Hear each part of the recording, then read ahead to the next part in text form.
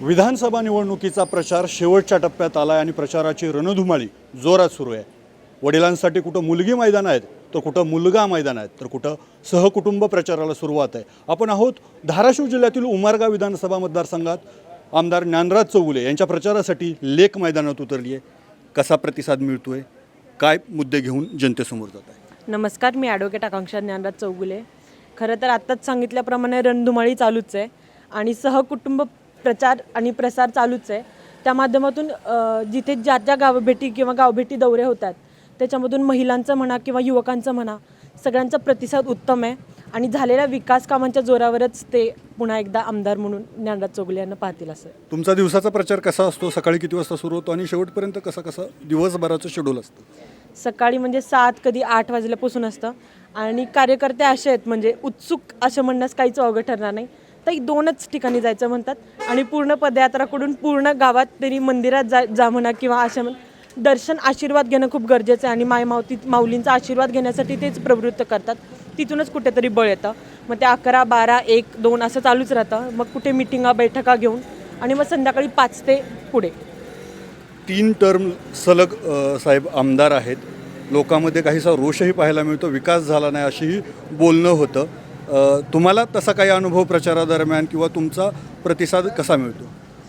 खरं तर आता तुम्ही बोललात की 3 टर्म वडील आमदार राहिलेले आहेत आणि गेली 15 वर्षे सातत्याने विकास याच जोरावर वडिलांनी काम केलेलं आहे आणि यापुढे विकास हेच धोरण ठेवून काम करतील।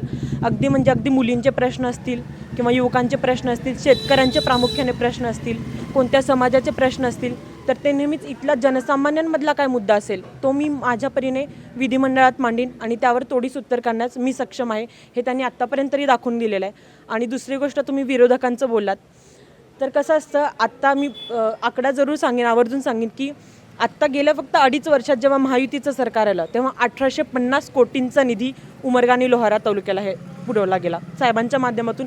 बरेच जण म्हणतात की निधी खेचून आणलेला गेला आहे, तर खेचून निधी आणून आपलेच प्रश्न होते, आपल्याच जनसामान्यांमधले प्रश्न होते। त्याच्यामध्ये रोडचं काम असेल, गावांतर्गत रस्ते असतील किंवा अगदीच सभामंडप असेल। आणि मागच्या 5 वर्षातलं धोरण साहेबांचं होतं की गाव तिथं स्मशानभूमी करण्याचं धोरण होतं आणि आत्ता आपण बघतोय की गाव तिथं स्मशानभूमी झालेली आहे आणि नुसतीच झालेली नाही तर सुंदर रूप त्याला आलेलं आहे।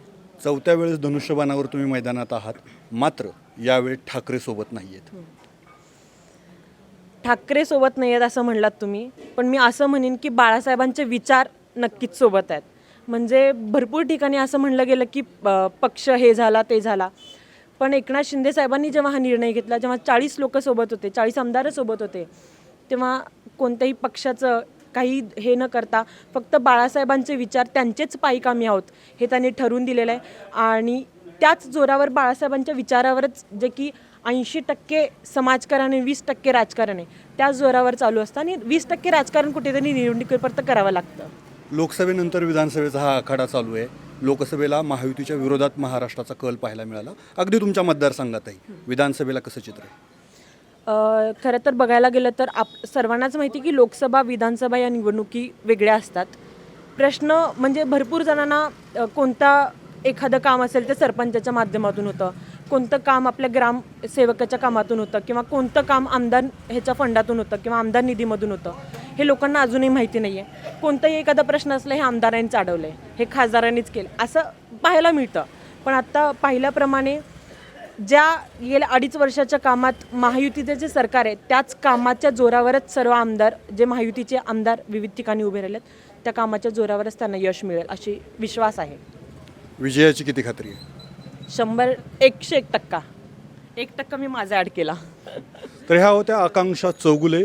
विजयाची खात्री व्यक्त करतानाच बाळासाहेबांचे विचार आणि कामाच्या जोरावरच आम्ही निवडणूक जिंकू असा विश्वास त्यांनी व्यक्त केला आहे। अप्पासाहेब शेळके, एबीपी माझा, उमरगा। एबीपी माझा, उघडा डोळे बघा नीट।